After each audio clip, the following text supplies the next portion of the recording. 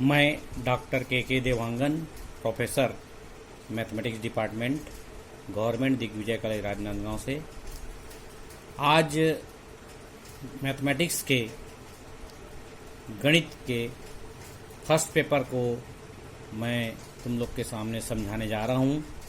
क्योंकि विषय मैथमेटिक्स में या गणित में बीएससी फर्स्ट ईयर में 3 पेपर होते हैं, जिसमें से प्रथम paper algebra and trigonometry, Hindi में कहते हैं बीजगणित एवं त्रिकोणमिति।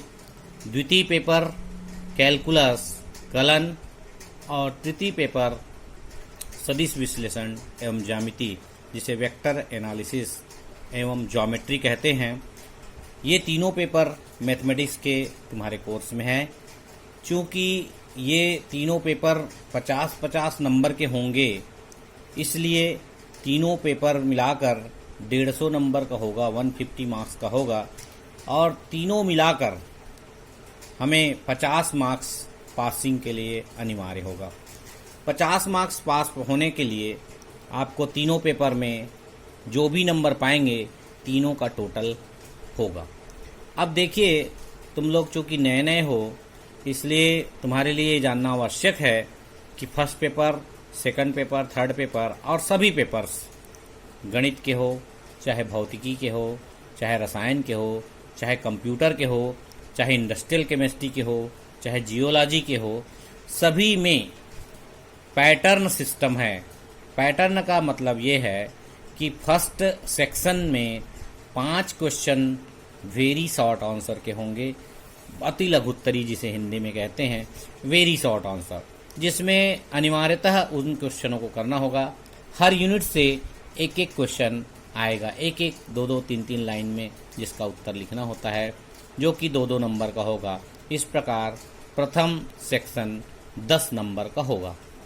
इसी प्रकार से द्वितीय सेक्शन, जिसे बी सेक्शन कहेंगे, उस सेक्शन में 3-3 नंबर के 5 क्वेश्चन मैथमेटिक्स में पूछे जाएंगे। इस क्वेश्चन में खासियत ये होगी कि सभी क्वेश्चनों में अथवा दिया रहेगा। ऊपर में नीचे अथवा दिया रहेगा, ऊपर में अलग रहेगा, नीचे में अलग क्वेश्चन, दोनों के बीच कोई भी क्वेश्चन आप सेलेक्ट कर सकते हैं, परंतु ये कंपलसरी है कि वह प्रत्येक यूनिट से पूछा जाएगा। इस प्रकार 5 क्वेश्चन द्वितीय सेक्शन से पूछा जाएगा। इस प्रकार कितने नंबर हो गए? 15 मार्क्स। 10 नंबर का ए सेक्शन, 15 नंबर का द्वितीय सेक्शन। अब तीसरा सेक्शन, जिसे सी कहेंगे, सी सेक्शन में लॉन्ग आंसर टाइप क्वेश्चन पूछे जाते हैं। लॉन्ग आंसर का मतलब ये है थोड़ा सा उसका आंसर लंबा ही होगा। शब्दों का एक निश्चित चुनाव भी होता है, शब्द सीमा भी होती है जिसमें लिखना पड़ता है। आर्ट्स के स्टूडेंट्स अनावश्यक रूप से शब्दों को लिखते रहते हैं, इसी कारण उसमें शब्द सीमा भी दिखाया गया है। तृतीय सेक्शन 5-5 नंबर का एक एक क्वेश्चन होगा। क्योंकि 5-5 नंबर का एक एक क्वेश्चन होगा, इसलिए 5 गुणित 5 करें तो 25 नंबर का तीसरा सेक्शन होगा। तीसरे सेक्शन में भी उनमें अथवा दिया जाएगा। अथवा मतलब यह है कि हर क्वेश्चन का एक विकल्प रहेगा, जिसमें दोनों में से एक क्वेश्चन सॉल्व करना होगा। इस प्रकार तुम लोग समझ रहे होगे कि प्रथम सेक्शन 10 नंबर, द्वितीय सेक्शन 15 नंबर और तीसरा सेक्शन 25 नंबर। इस प्रकार 50 नंबर का एक क्वेश्चन पेपर होगा। सभी क्वेश्चन पेपर में इसी प्रकार की प्रक्रिया होगी, चाहे फिजिक्स हो, चाहे केमिस्ट्री हो, चाहे कंप्यूटर साइंस हो, चाहे औद्योगिक रसायन इंडस्ट्रियल केमिस्ट्री हो, चाहे जियोलॉजी भूगर्भ शास्त्र, सभी क्वेश्चन पेपर्स इसी प्रकार से पूछे जाएंगे। अब सवाल ये आता है, हिंदी और इंग्लिश कैसे होगा? इसके बाद ये जो प्रमुख 3 पेपर होंगे, इसकी प्रक्रिया यही होगी। लेकिन हिंदी इंग्लिश डिजाइन अलग होता है। उसमें 75 नंबर का एक एक पेपर होता है। 75 का एक पेपर हिंदी होगा, हिंदी भाषा जिसे कहते हैं, हिंदी लैंग्वेज, और 75 का इंग्लिश लैंग्वेज होगा। इसमें सेपरेट पास होना रहता है। 75 में आपको 27 के आसपास वो मिनिमम पासिंग मार्क्स होगा, इंग्लिश में भी 27 के आसपास पासिंग मार्क्स होगा। तो इसमें सेपरेट पास होना पड़ता है। और साथ ही साथ तीनों वर्षों में, first year, second year, final के तीनों वर्षों में, किसी भी वर्ष में पर्यावरण अध्ययन, जिसको इन्वायरमेंटल स्टडीज बोलते हैं, इसको पास करना होता है। ये भी 75 नंबर का होगा और 25 नंबर का एक फाइल या प्रोजेक्ट फाइल जमा करना पड़ता है। इस प्रकार वह 100 नंबर का होता है, उसमें 33 पाना अनिवार्य है। ये पर्यावरण अध्ययन का नंबर नहीं जुड़ता, परसेंटेज में नहीं जोड़ा जाता। इस प्रकार मैंने बताया कि फर्स्ट ईयर में किस किस प्रकार से क्वेश्चन पेपर आएंगे और कैसे कैसे तुम लोग को पढ़ाई करना है। अभी तक का रिपोर्टिंग ये है कि मार्च में ही एग्ज़ाम हो जाएगा, इसलिए ध्यान दीजिए। क्योंकि अब ऐसा नहीं सोचना है कि एडमिशन अभी तो हुआ है, कहाँ पढ़ाई होगा। पढ़ाई होगा, ऑनलाइन होगा। ऑनलाइन के अलावा जब ऑफलाइन क्लासेस चालू हो जाएंगी तब भी पढ़ाई होगा। बहुत अच्छे तरीके से पढ़ना है, बहुत मेहनत करना है। इस मैथमेटिक्स के तीनों पेपर के लिए जिस तरीके की बुक्स मार्केट में है वो डॉक्टर HK पाठक साहब का बुक है। शिक्षा साहित्य प्रकाशन की पुस्तक है डॉक्टर HK पाठक। किसी भी बुक डिपो में पूछ लीजिए, HK पाठक सर का पुस्तक सभी बुक डिपो में मिलता है और पाया जाता है। तो HK पाठक सर का पुस्तक ले लीजिए, जब लाइब्रेरी खुलेगी तब यहाँ से ले लीजिएगा। तो इस प्रकार से ये तीनों पेपर इसमें HK पाठक जी का है। और ये भी पता चल रहा है कि कोर्स 30% रिड्यूस होने वाला है, कम होने वाला है। तो जब होगा तब देखेंगे, जब आएगा तब देखेंगे। लेकिन फिलहाल जब तक हमारे पास जो अवेलेबल है कोर्स, जो आपके सिलेबस से अवेलेबल है, उन्हीं के बीच हमको अध्यापन करना है, समझना है, पढ़ना है। डेली पढ़ेंगे तभी अच्छे नंबर ऑफ मार्क्स आएंगे। बहुत इंपॉर्टेंट है इस समय परीक्षा बहुत अच्छे तरीके से होती है, बहुत इम्पॉर्टेंट है। इंटरनल और एग्जामिनेशन और प्रैक्टिकल्स, बहुत सारे चीज़ें हैं जो अभी तुमको करना है, पूरा कंप्लीट करना है। चलिए मैं शुरुआत करता हूँ। जो एल्जेब्रा एवं ट्रिग्नोमेट्री जो पहला पेपर होता है मैथमेटिक्स का, मैंने बताया फर्स्ट पेपर मैं ही पढ़ाऊँगा। मैं my self doctor K Dewangan, mathematics department. शायद एक आध दिन मैडम भी पढ़ाई होगी, डॉक्टर कविता साकुरे, और एक दिन हेमंत साव सर पढ़ाए होंगे, वो पेपर सेकंड पढ़ाते हैं। मैडम साकुरे थर्ड पेपर पढ़ाएगी। तो इस प्रकार से फर्स्ट पेपर में शुरुआत है, बहुत सरल है। मैट्रिक्स का सामान्य अर्थ है जिसमें रो और कॉलम होता है, उसको मैट्रिक्स कहते हैं। इसे हिंदी में आव्यूह कहते हैं। आव्यूह समझ रहे होंगे, रो और कॉलम का जिसमें कॉम्बिनेशन होता है उसे मैट्रिक्स कहते हैं। 3x3 ऑर्डर हो सकता है, 2x2 ऑर्डर हो सकता है, 4x4 ऑर्डर हो सकता है, n/n ऑर्डर का भी हो सकता है। तो इस प्रकार से मैट्रिक्स विभिन्न रूपों में पाया जाता है। इसके पूर्व चैप्टर्स में या पूर्व कक्षाओं में तुम लोगों ने विभिन्न प्रकार के मैट्रिक्स भी पढ़े होंगे। ट्रांसपोज मैट्रिक्स पढ़े होंगे, ऑर्थोगोनल मैट्रिक्स पढ़े होंगे, स्क्यू मैट्रिक्स पढ़े होंगे, हर्मिटियन मैट्रिक्स भी पढ़े होंगे। उनकी प्रॉपर्टी थोड़ा सा पढ़ लीजिएगा, पुराने क्लास में है, पिछले क्लास में है। इसलिए बहुत सारे मैट्रिक्स का प्रारूप है, कौन मैट्रिक्स किस प्रकार से प्राप्त होता है। और बहुत महत्वपूर्ण है आइडेंटिटी मैट्रिक्स, जिसको आई से डिनोट करते हैं। इन सब का अध्ययन तुम्हारे लिए बहुत आवश्यक है। पूर्व कक्षाओं से ही आगे कक्षा में बढ़ता है। क्लास चैप्टर्स वगैरह जितने भी हैं पूर्व कक्षाओं से ही आगे लिया जाता है। इसलिए कदापि मत सोचिए कि 11th-12th में जो पढ़े हैं वो काम नहीं आएगा, बहुत काम आएगा। इंटीग्रेशन डिफरेंशिएशन तो पूरा काम आता है। इसलिए पिछली कक्षाओं का एक बार पलट लीजिए, नोट्स बना लीजिए, उसके बाद कॉलेज की पढ़ाई और चालू कर दीजिए। अभी से चालू करेंगे तभी मार्च तक आपका बहुत अच्छे से अध्ययन हो पाएगा, बहुत अच्छे से स्टडी हो पाएगा, परीक्षा में अच्छे नंबर मिल पाएंगे। इसलिए मेरे साथ जुड़ जाइए। क्वेश्चन मैं लेता हूँ, क्वेश्चन के साथ साथ चलते हैं। क्वेश्चन ये कहता है, केवल प्रारंभिक पंक्ति संक्रिया का उपयोग करके, केवल प्रारंभिक पंक्ति संक्रिया का उपयोग करके मैट्रिक्स दिया हुआ है उसका व्युत्क्रम निकालना है, इनवर्स निकालना है। Find out the inverse of the following matrix using elementary transformation. प्रारंभिक पंक्ति को एलिमेंट्री ट्रांसफॉर्मेशन बोलते हैं, प्रारंभिक रूपांतरण भी बोलते हैं। इसकी सहायता से हमें इनवर्स निकालना है। और तीसरा इसको अथवा के रूप में पूछा जा सकता है, आव्यूह विधि द्वारा। आव्यूह विधि द्वारा भी मैट्रिक्स का इनवर्स निकालिए या मैट्रिक्स विधि से इनवर्स निकालिए, तो भी यही काम करना है। एलिमेंट्री ट्रांसफॉर्मेशन प्रारंभिक रूपांतरण कहा जाए तो भी यही काम करना है। केवल प्रारंभिक पंक्ति संक्रिया का उपयोग करके इनवर्स निकालो कहा जाए तो भी यही काम करना। तीनों में एक ही प्रक्रिया है। और देखिए प्रक्रिया बहुत सरल है। तुम लोगों ने हो सकता है क्रेमर्स रूल वगैरह पढ़ा होगा, परंतु कॉलेज में क्रेमर्स रूल से बनाना ही नहीं है। यदि तुम लोग क्रेमर रूल से कोई मैट्रिक्स का इनवर्स निकालते हो और सही भी बना के आते हो तो 0 मार्क्स मिलेगा। ध्यान दीजिए, क्रेमर रूल यहाँ लागू नहीं हुआ। क्रेमर रूल से पढ़े होंगे, यहाँ पर मैट्रिक्स रूल लागू होगा। और एक और पढ़े होंगे, adjoint of A upon determinant of A. Adjoint of A upon determinant of A से भी मैट्रिक्स का इनवर्स निकलता है, वो भी रूल लागू नहीं होगा। ध्यान दीजिए, मैट्रिक्स का इनवर्स केवल इसी विधि से निकालेंगे, प्रारंभिक पंक्ति संक्रिया या प्रारंभिक रूपांतरण या आव्यूह विधि से मैट्रिक्स का इन्वर्स निकालेंगे, वही सिलेबस में है।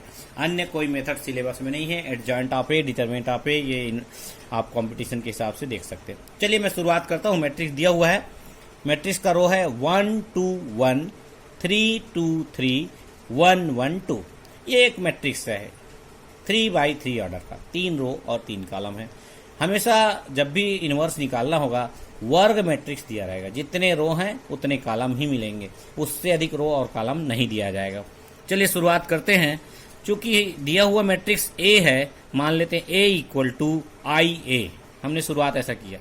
आई का मतलब है identity matrix, I for identity, जिसको तत्समक कहते हैं। हिंदी इंग्लिश दोनों बता रहा हूँ, दोनों मीडियम के स्टूडेंट्स हैं, दोनों ध्यान दीजिएगा। आई मतलब आइडेंटिटी, आइडेंटिटी का मतलब है 1 0 0 0 1 0 0 0 1। इस प्रकार आइडेंटिटी मैट्रिक्स है जिसके डायगोनल में 1 1 होते हैं। लेफ्ट हैंड साइड जो मैट्रिक्स दिया है क्वेश्चन में, उसको हम लिखेंगे 1 2 1 3 2 3 1 1 2 इज इक्वल टू आई की वैल्यू रख दीजिए और राइट साइड में ए लिख दीजिए। निकालने का मेथड एक ही है, चाहे 25 क्वेश्चन कर लो, चाहे 5 क्वेश्चन कर लो, समझ आना चाहिए। अगर समझ आ गया तो हम किसी भी क्वेश्चन को सॉल्व कर रहे हैं। देखिए आगे क्या करना है, आगे की प्रक्रिया मैं बता देता हूँ। आगे हमको लेफ्ट हैंड में आई लाना है। प्रक्रिया ये होगी कि लेफ्ट हैंड में इसका आई आ जाए, दैट मीन्स 1 0 0 0 1 0 0 0 1 आ जाए। जैसे राइट में दिख रहा है वैसे लेफ्ट में यदि आ जाए तो ये आई हो जाएगा। निश्चित है राइट साइड में ए इनवर्स ए बन जाएगा, I equal to A inverse ए। इस प्रकार से इनवर्स निकल जाएगा। तो ये प्रक्रिया कैसे है, प्रारंभिक रूपांतरण मेथड कैसे है, हम प्रथम पंक्ति का उपयोग करके कैसे करते हैं, ये हम प्रक्रिया बताने जा रहे हैं। तो देखिए सबसे पहले हम एलिमेंट को देखेंगे। पहले पंक्ति या पहले रो में 1 2 1 है। पहला एलिमेंट देख रहे हैं, डायगोनल का पहला एलिमेंट 1 है। इसकी सहायता से हम नीचे के दोनों रोज के फर्स्ट एलिमेंट को जीरो करते हैं। पहला एलिमेंट दोनों पहला एलिमेंट 1 है और इसके नीचे का एलिमेंट है 3 और 3 है और उसके नीचे फिर 1 है। इसकी सहायता से इन दोनों को जीरो करना है। कॉन्सेंट्रेशन यहाँ करिए, ये 3 कैसे जीरो होगा इसकी सहायता से, और ये 1 कैसे जीरो होगा इसकी सहायता से। सिंपल है, यदि सेकंड रो के पहला एलिमेंट को जीरो करना है तो 3 का मल्टीप्लाई करके इसमें घटा दिया जाए। 3 का मल्टीप्लाई यहाँ 1 फर्स्ट रो में करके सेकंड रो से घटा देते हैं तो ये पहला एलिमेंट जीरो हो जाए। अन्य एलिमेंट कैसा होगा इसका ध्यान देना ही नहीं है। इसी प्रकार से लास्ट रो के पहला एलिमेंट को जीरो करने के लिए पहले रो को आखिरी रो से घटा देते हैं। आखिरी रो पहला चूंकि 1 1 है तो ये घटाना पड़ेगा। इस प्रकार से आप घटाएंगे। और यदि पहले रो में 1 एलिमेंट नहीं है, किसी अन्य रो में 1 एलिमेंट है, तो इंटरचेंज भी करते हैं। इंटरचेंज करके 1 ला सकते हैं आप। इंटरचेंज करके फर्स्ट रो पे फर्स्ट एलिमेंट पे 1 ला सकते हैं।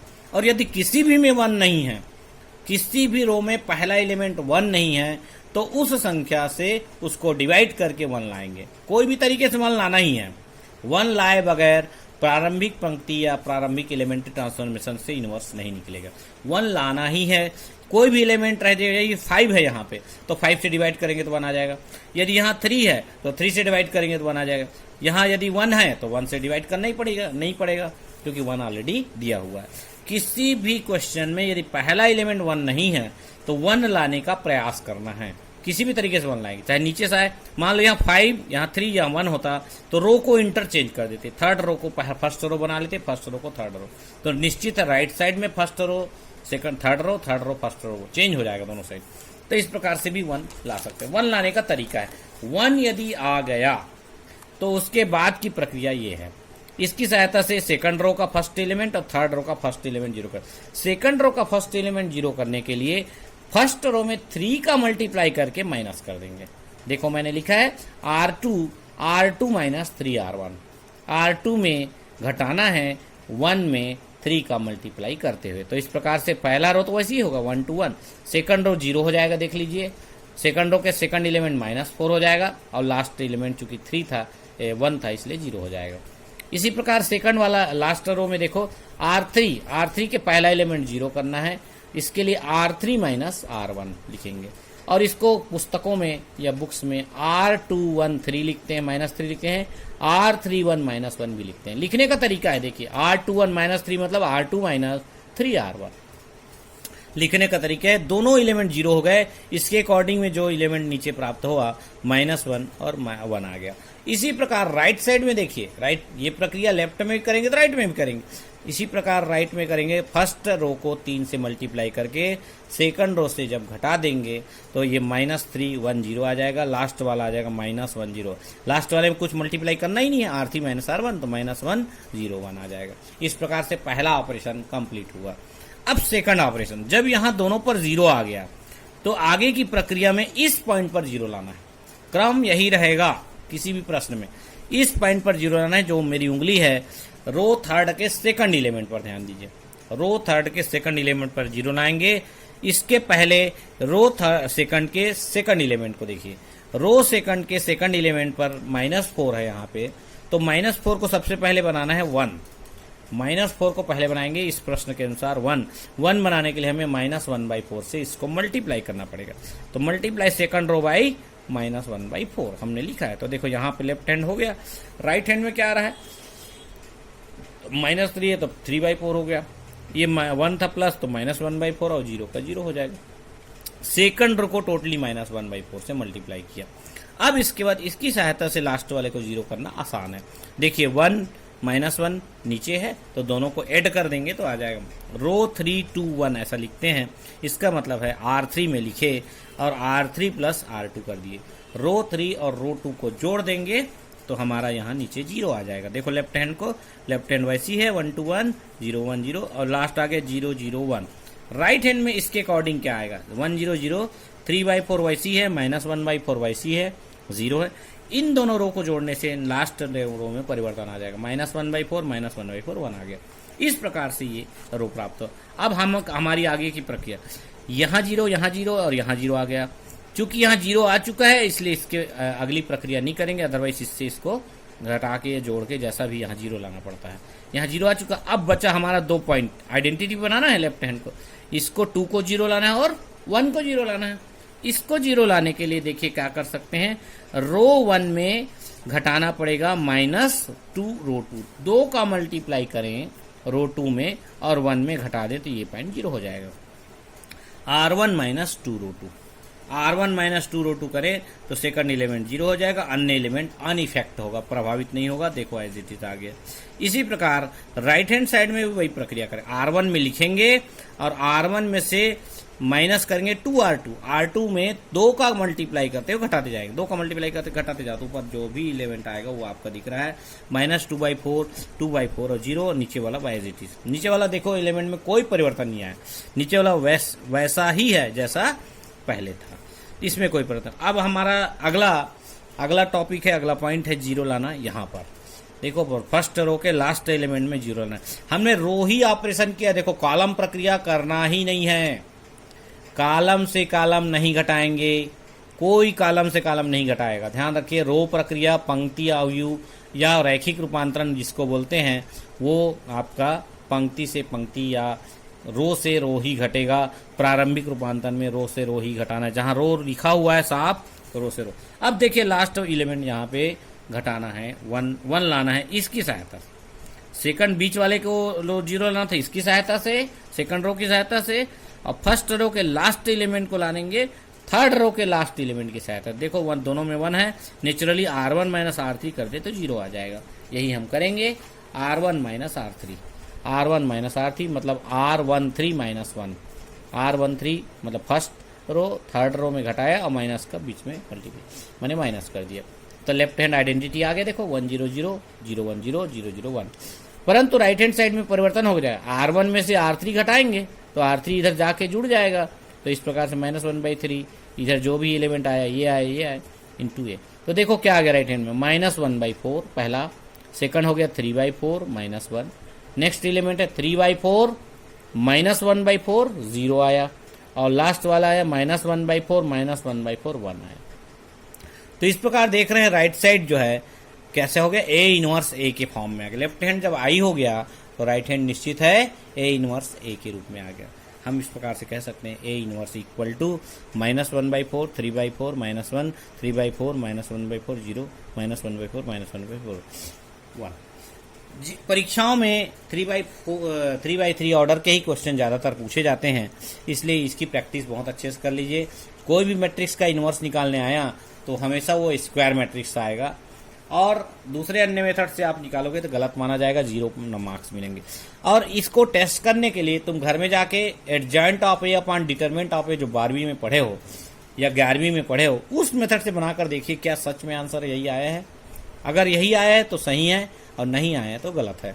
क्योंकि हमको एक ही स्थान पे जाना है या इन्वर्स निकालना है, तो इन्वर्स निकालने के तरीके बहुत हो सकते हैं, अलग अलग हो सकते हैं, डिफरेंट हो सकते हैं, पर इन्वर्स तो वही आएगा। हमेशा ध्यान रखिए, रास्ते अलग अलग हैं पर मंजिल एक है, ये इस क्वेश्चन का रूप होगा। और घर में जाके बहुत सारे क्वेश्चन घर में प्रैक्टिस कर सकते हो। जितनी अधिक प्रैक्टिस करोगे उतना अच्छा तुम्हारा अभ्यास होगा, उतना अच्छा प्रॉब्लम सॉल्व होगा। चलिए मैं आगे के चैप्टर में आता हूँ, क्योंकि ये इन्वर्स वाला काम हो गया। कोई भी प्रश्न है किसी प्रकार का तो इसी प्रकार से इन्वर्स बनाएं, घर में बना के देख लीजिए, कोई भी क्वेश्चन सॉल्व करके देख लीजिए। चलिए आगे मैं चालू करता हूँ। अवयव की रैखिकता स्वतंत्र और परतंत्र। मैट्रिक्स में लीनियरली इंडिपेंडेंट और लीनियरली डिपेंडेंट, ये दो बहुत महत्वपूर्ण चीज़ है। रैखिकता आपके मैट्रिक्स में भी होता है, ये काम सेट में भी होता है, क्योंकि एमएससी बीएससी फाइनल ईयर में आप सेट में भी पढ़ोगे, यहाँ भी कुछ चीज़ें हैं। तो मैट्रिक्स चूंकि पढ़ रहे हैं हम लोग, रैखिकता स्वतंत्र और रैखिकता परतंत्र, लीनियरली इंडिपेंडेंट और डिपेंडेंट कैसे होता है देखिए। इसको पहले डिफिनेशन देख लेते हैं। कोटि 1x n के पंक्ति अवयव, पंक्ति मतलब रो मैट्रिक्स, क्या क्या है, R1 R2 R3 Rm का समुच्चय रैखिकता स्वतंत्र सेट कहलाएगा, रैखिकता स्वतंत्र समुच्चय कहलाएगा। R1 R2 R3 Rm जो जितने भी मैट्रिक्स हैं, इन सब का सेट लेंगे तो वो सेट कहलाएगा लीनियरली डिपेंडेंट या इंडिपेंडेंट कहलाएगा। डिपेंडेंट इंडिपेंडेंट दोनों हो सकते हैं, कंडीशन है। तो ये लीनियरली इंडिपेंडेंट कहलाएगा यदि रैखिक समीकरण इस प्रकार हो कि, यदि लीनियर इक्वेशन कैसा हो, K1 R1 plus K2 R2 plus Km Rm इस प्रकार हो कि प्रत्येक कांस्टेंट 0 है। ये K1 K2 Km स्केलर है, ये सभी स्केलर्स यदि 0 हो जाते हैं, इनकी वैल्यूज 0 हो जाती है, तो हमको जो मैट्रिक्स दिया गया है वह लीनियरली इंडिपेंडेंट होगा, रैखिकतः स्वतंत्र होगा। ध्यान रखिए, ये पूरे कांस्टेंट 0 होंगे तो लीनियरली इंडिपेंडेंट होगा। एवं R1 R2 Rm रैखिकतः परतंत्र कहलाएगा यदि सभी कांस्टेंट्स 0 ना हो। ये दो कंडीशन है, बस 0 हो तो लीनियरली इंडिपेंडेंट, और यदि सभी 0 नहीं हो, एक 0 हो सकता है, बाकी अन्य 0 नहीं होना चाहिए, कुछ न कुछ वैल्यू 1 2 3 4 5 6 7 कुछ भी हो सकता है। कांस्टेंट की वैल्यू कुछ न कुछ आनी चाहिए। यदि कांस्टेंट की वैल्यू कुछ न कुछ आ रही है तो वह लीनियरली डिपेंडेंट कहलाएगा। ध्यान रखिएगा। अब इसका हम एक क्वेश्चन करके देखते हैं, क्वेश्चन करते हैं तो पता चलता है कि कैसा लीनियरली डिपेंडेंट और लीनियरली इंडिपेंडेंट है। देखिए इन्वर्स वाला क्वेश्चन ये रखा हुआ है हमारे पास। तो लीनियरली डिपेंडेंट और लीनियरली इंडिपेंडेंट देखें। एक क्वेश्चन लेते हैं, मैट्रिक्स का एक क्वेश्चन लेता है। यदि R1 equal to 3 1 minus 4, R2 equal to 2 2 minus 3 एवं R3 इक्वल टू 0 माइनस 4 1 है, तो दर्शाइए कि मैट्रिक्स R1 R2 एवं R3 रैखिकतः स्वतंत्र परतंत्र है। लीनियरली डिपेंडेंट बताना है हमको, लीनियरली डिपेंडेंट बताना है मैट्रिक्स को। तीनों मैट्रिक्स 1 रो फर्स्ट रो और 3 कॉलम है, 1 क्रॉस 3 मैट्रिक्स हैं। तो इसको हमको प्रूव करने के लिए चूंकि जितनी मैट्रिक्स होगी उतने कांस्टेंट लेना पड़ेगा। मान लो K1 K2 K3 तीन कांस्टेंट्स या स्केलर इस प्रकार हैं कि उनके रैखिक समीकरण K1 R1 plus K2 R2 plus K3 R3 equal to 0 है। तीनों इक्वेशन रैखिक समीकरण, तीनों कांस्टेंट के आगे ये है। हम R1 R2 R3 की वैल्यू रख देते हैं। K1 3 1 minus 4 plus K2 2 2 minus 3 plus K3 0 minus 4 1। इस प्रकार से तीनों वैल्यू रखेंगे, इक्वल टू 0 होगा। और नीचे वैल्यू रखने के बाद K1 K2 K3 के मल्टीप्लाई हो जाएंगे। 3K1 K1 minus 4K1 2K2 2K2 minus 3K2 plus 0 minus 4K3 K3 equal to 0 0 0। अब दोनों पक्षों को जब मल्टीप्लाई, दोनों एलिमेंट को कांस्टेंट को मल्टीप्लाई करेंगे तो ये आ जाएगा 3K1 plus 2K2 plus 0k3। Next आ जाएगा पहला second element k1 plus 2k2 minus 4k3 और minus 4k1 minus 3k2 plus k3 इस साइड दिख रहा है तो इसको लेंगे इक्वल टू 0 0 0। इस प्रकार दोनों पक्षों की तुलना करेंगे, कंपेयर करेंगे तो तीन इक्वेशंस प्राप्त होंगे 3k1 plus 2k2 plus 0k3, k1 plus k2 minus 4k3 minus 4k1 minus 3k2 plus k3 equal. इन तीनों इक्वेशन को प्राप्त, यहाँ तक कोई डाउट नहीं है, मेरे ख्याल से डाउट होना भी नहीं चाहिए। ये तीन इक्वेशन देखो किस प्रकार से प्राप्त है। इन तीन इक्वेशन को हम प्राप्त करते हैं, उसके बाद सॉल्व कैसे करना है। इन तीनों में से कोई भी दो इक्वेशन को सॉल्व करते हैं। तुम लोगों ने वज्र गुणन का नाम सुना होगा। कोई भी दो इक्वेशन को वज्र गुणन मेथड से सॉल्व करेंगे। देखिए मैंने लिखा है किसी भी दो समीकरणों को, दो इक्वेशन को हल करने पर, मान लो हमने फर्स्ट और सेकंड को हल किया, फर्स्ट और सेकंड को वज्र गुणन मेथड से हल किया, तो वज्र गुणन का मालूम होगा k1 जब लेंगे तो k2 से k3 तरह लेते हैं, k1 upon this into this minus this into this, तो -8। इस प्रकार हमने -8 लिखा है। देखिए इसी प्रकार k2 लिया तो हम लेते हैं यहाँ से 0 माइनस माइनस प्लस 4 दिया 12, देखिए 12।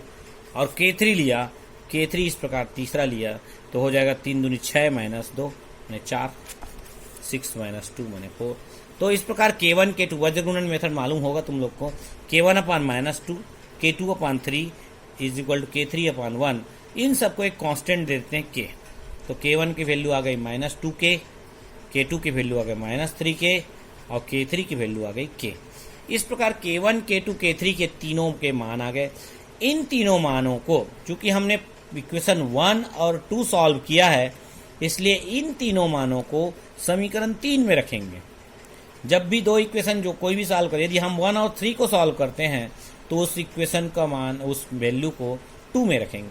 यदि 1, 2 और 3 को सॉल्व करते हैं तो उस मानों को 1 में रखेंगे, ध्यान रखिएगा।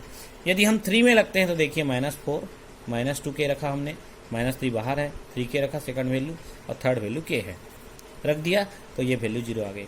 इसका मतलब ये है कि ये तीनों मान जो भी प्राप्त हुए हैं, ये तीनों समीकरण 3 को संतुष्ट करते हैं।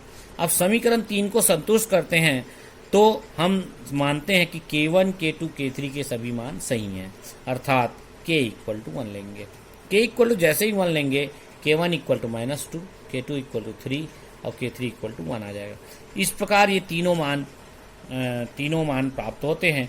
और हमने जैसा कि रैखिकता परतंत्र के बारे में पढ़ा था कि k1 k2 k3 के सभी मान शून्य न हो तो सदी जो मैट्रिक्स है वो रैखिकता परतंत्र होगा।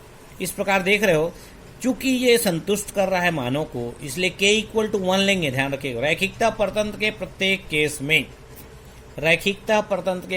केस में k इक्वल टू 1 लेना है। तो k इक्वल टू 1 लेंगे तो वैल्यूज आ जाएगी, और वैल्यू कुछ न कुछ आई है तो नीचे से तीनों वेक्टर्स, ये तीनों मैट्रिक्स रैखिकता परतंत्र होंगे, लीनियरली डिपेंडेंट होंगे। अब देखिए रिमार्क पर ध्यान दीजिए। रिमार्क में देखा है यदि तीनों मान k1 k2 k3 के समीकरण 3 को सेटिस्फाइड नहीं करते, यहाँ पर सेटिस्फाइड करते हैं, यदि सेटिस्फाइड नहीं करते तब k इक्वल टू 0 लेंगे। 3 वैल्यू आपने निकाला k1 k2 k3 क्या, और वो तीनों वैल्यू को रखेंगे समीकरण 3 में या इक्वेशन 3 में। सेटिस्फाइड नहीं हुआ तो k इक्वल टू 0 रखेंगे। k इक्वल टू जैसे ही 0 रखेंगे, k1 equal to 0, k2 equal to 0, k3 equal to 0 प्राप्त होगा। और जब तीनों 0 प्राप्त हो गया तो जो मैट्रिक्स है R1 R2 R3 सभी लीनियरली इंडिपेंडेंट हो जाएगा, स्वतंत्र हो जाएगा।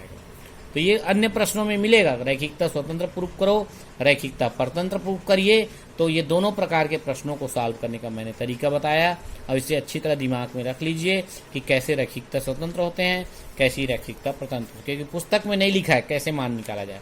k1 k2 k3 के मान निकालने के लिए कैसे निकाला जाए, एक क्वेश्चन मैंने लिखा है, घर में इसको सॉल्व करिएगा, कोई बहुत बड़ा नहीं है क्वेश्चन, देख लो। दर्शाइए कि r³ का उपसमुच्चय, r³ का उपसमुच्चय 3 4 -1 1 2 0 एवं 1 0 -1 रैखिकता परतंत्र है। यहाँ समुच्चय है, चूंकि ये तीनों सबसेट हैं आर क्यूब के, इसलिए इसमें कॉमा लगा हुआ है, ध्यान देखिए कॉमा लगा है। स्टूडेंट ध्यान देंगे, यदि मैट्रिक्स आता है तो कोई कॉमा नहीं लगेगा, एलिमेंट के बीच कॉमा नहीं लगेगा, और यदि ये सेट आता है तो तीनों के बीच कॉमा लगेगा। प्रूफ करना है they are linearly dependent. Process यही है, K1 K2 K3 लीजिए और तीनों को सॉल्व करिए, 3 इक्वेशन वज्र गुणन से सॉल्व करिए। सॉल्व करने के बाद यदि संतुष्ट हो जाता है तो K का मान 1 रख दीजिए, तो निश्चित है ये लीनियरली डिपेंडेंट प्राप्त होगा। इस प्रकार मैंने लीनियरली डिपेंडेंट बताने का प्रयास किया है, और मैट्रिक्स रूपांतरण मेथड से, प्रारंभिक रूपांतरण मेथड से मैंने इन्वर्स निकालने का प्रयास किया है। इन्वर्स निकालने में यदि कोई दिक्कत हो तो एक गंभीरता से इस वीडियो को देखिएगा, निश्चित तुम लोग को समझ आ जाएगा किस प्रकार मैंने इसमें इन्वर्स निकाला है, और अंत में ये इस प्रकार से हमें इन्वर्स प्राप्त होता है। इसको मैट्रिक्स विधि भी बोलते हैं, एलिमेंट्री ट्रांसफॉर्मेशन विधि भी बोलते हैं। घर में जब प्रॉब्लम को सॉल्व करेंगे तो बहुत अच्छे से ये प्रॉब्लम सॉल्व हो जाएगा, कोई दिक्कत नहीं आएगी। मुझे लगता है कि मैंने अच्छा सा बताने का प्रयास किया है, और तुम लोग इसे साइलेंट होकर सुनिएगा, और ज़्यादा होगा तो हम इसका वीडियो के बजाय फ़ोटो भी डाल देंगे। पर लेक्चर को गंभीरता से सुनिए और गंभीरता से ध्यान दीजिए, घर में अच्छे से प्रैक्टिस करिए। इन्हीं शब्दों के साथ बहुत बहुत धन्यवाद।